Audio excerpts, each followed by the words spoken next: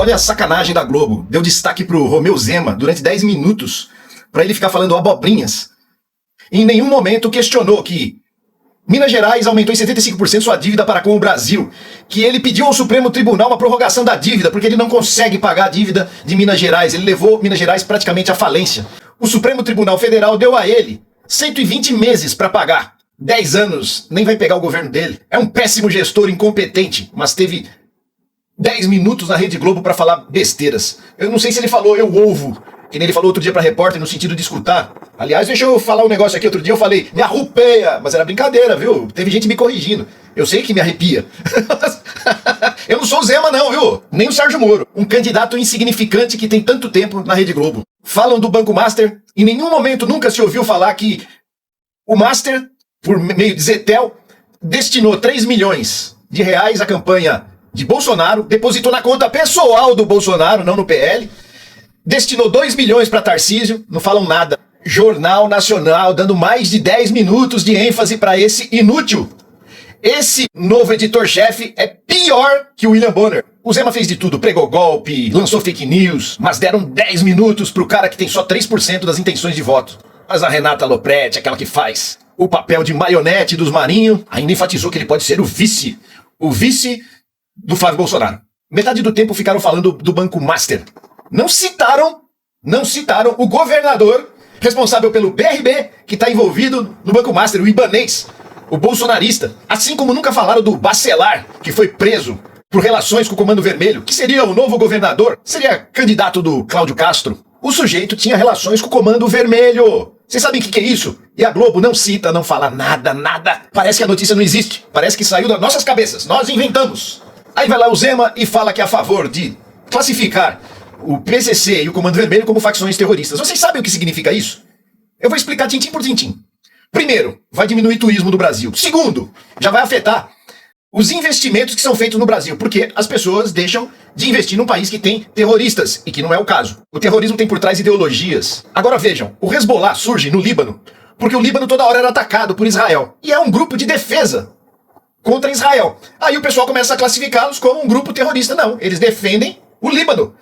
E olha o que eles fizeram agora lá no sul do Líbano. Destruíram o sul do Líbano. Acabaram a pretexto de caçar o grupo terrorista, o Hezbollah.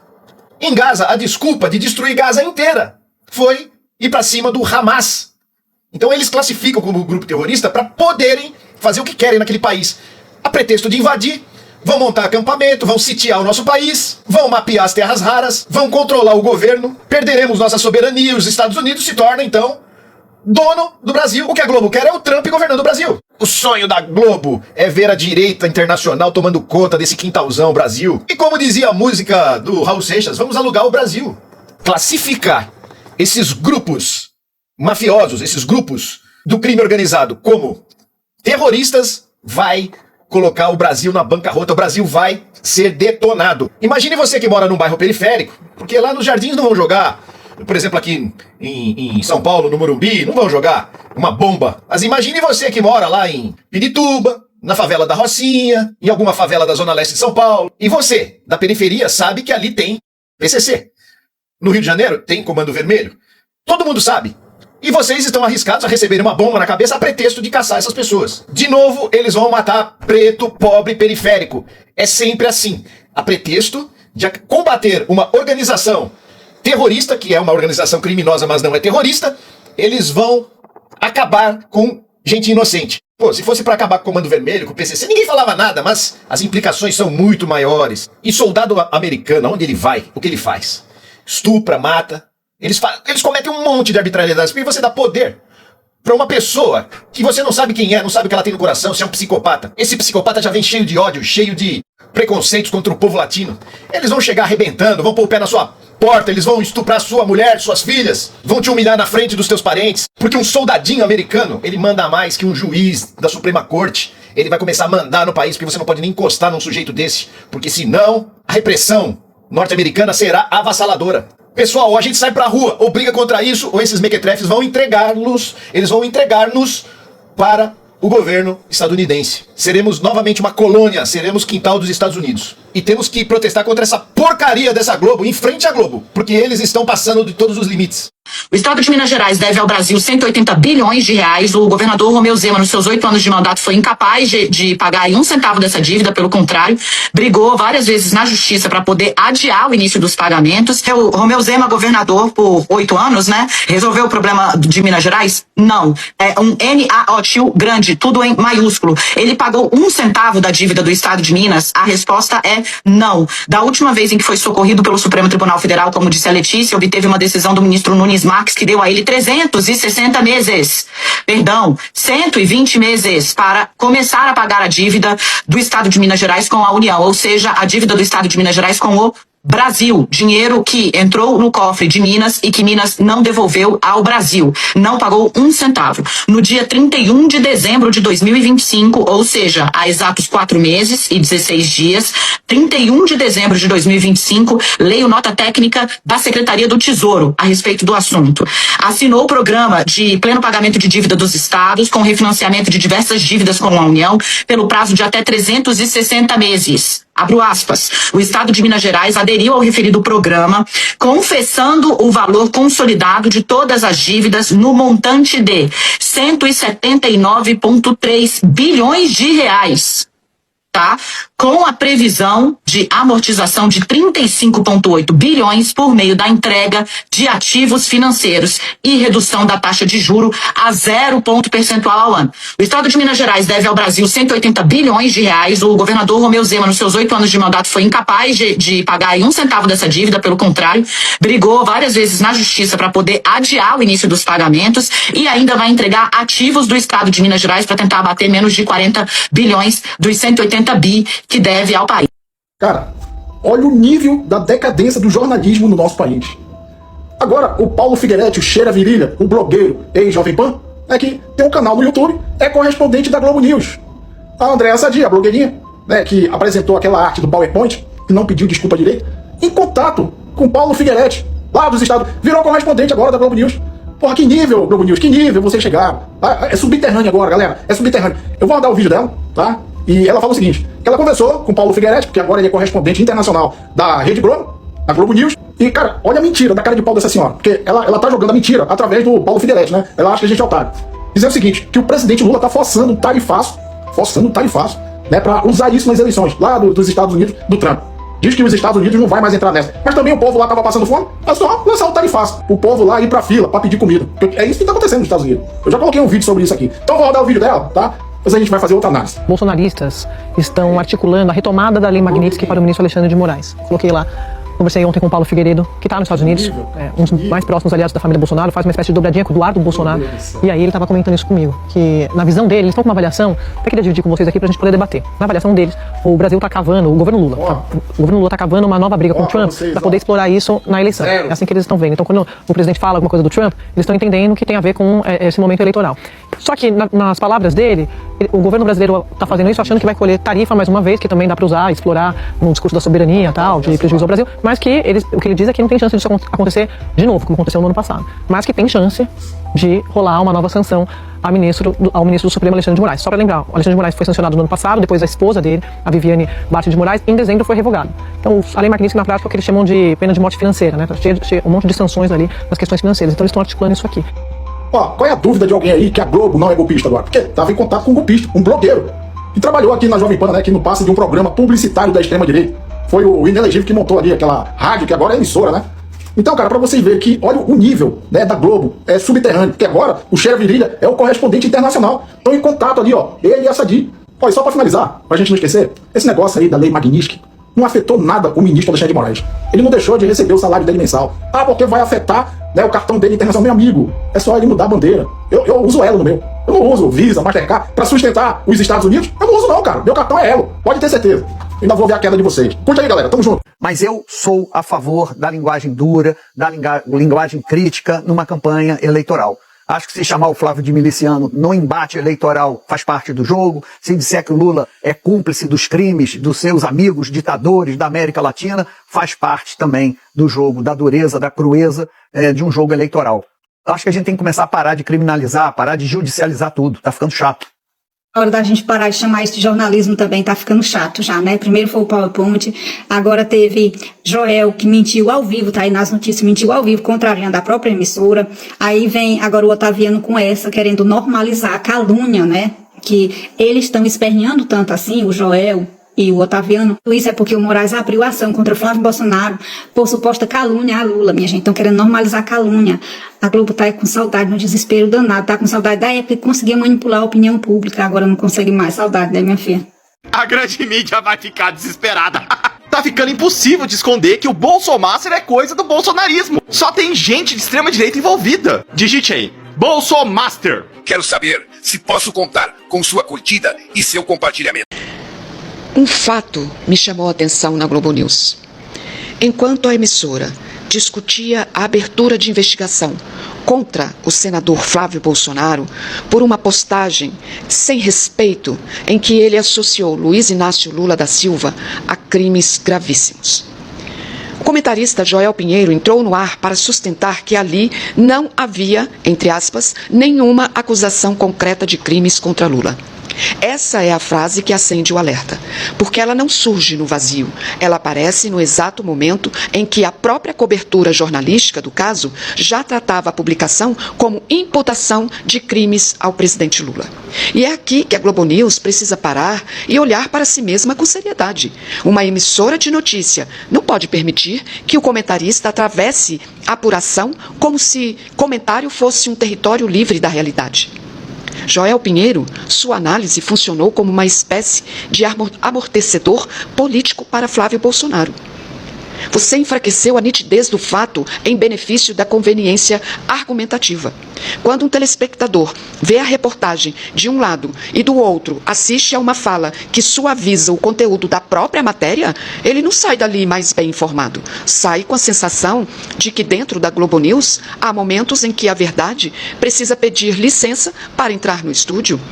Quando Joel Pinheiro entra ao vivo na Globo News para suavizar uma acusação já tratada como grave pela própria emissora, o problema deixa de estar apenas na fala do comentarista. A questão passa a ser a responsabilidade editorial de permitir que o fato seja enfraquecido diante do público. O presidente Lula falou hoje mais uma vez sobre a importância da regulação das plataformas e redes sociais. Dessa vez, ele falou em um discurso que ele fez em Madrid, na Espanha. Ele está acompanhando o primeiro-ministro da Espanha em alguns encontros e ele deixou bem claro que essa é uma das prioridades da agenda internacional dele. Ele escolheu a Espanha porque na Espanha eles já estão falando sobre isso, eles já estão investindo na regulamentação digital, porque hoje a internet é uma terra sem lei, praticamente. Enquanto nós, aqui no mundo físico, nós temos as leis para nos protegerem, na internet isso não acontece. As pessoas sofrem golpes, as pessoas são roubadas, as pessoas sofrem, recebem discurso de ódio e elas não têm a quem recorrer. Hoje em dia, através da regulamentação da internet, a gente vai começar a ter proteção contra discurso de ódio, proteção contra lixamento virtual, proteção contra fake news, contra todas essas coisas que há de ruim hoje e não há nenhum controle, e principalmente proteção contra os algoritmos das big techs, que hoje, querendo ou não, manipulam, têm a capacidade de manipular toda uma população até para derrubar democracias. O Brasil é um grande exemplo disso. Se não fosse o esforço das redes sociais, em 2016, talvez a Dilma nem teria sofrido aí o golpe.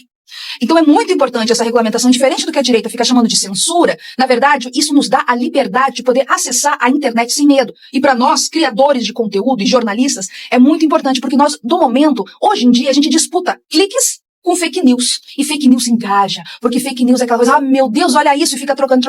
A partir disso, nós, que produzimos conteúdo de qualidade para vocês, vamos ter um maior engajamento e vamos ter a possibilidade de produzir conteúdo de mais qualidade. Porque as grandes empresas como, eu não vou citar nenhuma, mas as grandes empresas de mídia não vão mais poder mudar o algoritmo de uma hora para outra e prejudicar os criadores de conteúdo, que acontece muito. Então, quando alguém vem falar que isso é censura, fala que mais leis não é menos liberdade. É a nossa liberdade de poder acessar a internet sem medo, não sem medo de sofrer um golpe, sem medo de sofrer discurso de ódio e principalmente de ser vítima de milícias digitais. Tem um vídeo aqui embaixo linkado com mais informações. Compartilhe se você achou isso importante. Deixe seu like, se inscreva no canal e até a próxima. E agora um esclarecimento. Ontem, numa reportagem do Jornal Nacional sobre o aumento da inflação, em março, o professor de economia do INSPER, Otto Nogami, afirmou em entrevista que o país não tem refinarias e, portanto, precisa exportar o óleo bruto e importar o derivado. Em nota à nossa produção, a Petrobras informou que tem 10 refinarias espalhadas em diferentes regiões do país e é responsável pela produção no Brasil de mais de 70% da gasolina e do diesel consumidos nacionalmente. O professor Nogami declarou também à nossa produção que, na avaliação dele, o Brasil não tem refinarias suficientes a ponto de não depender do mercado internacional.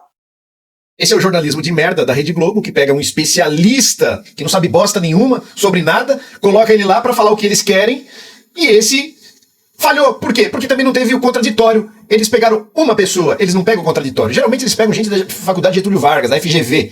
Eles não pegam muita gente da USP, muita gente da Unesp, da Unicamp, porque podem contradizer os interesses da Globo. Porque os interesses da Globo, eles são dissonantes da academia.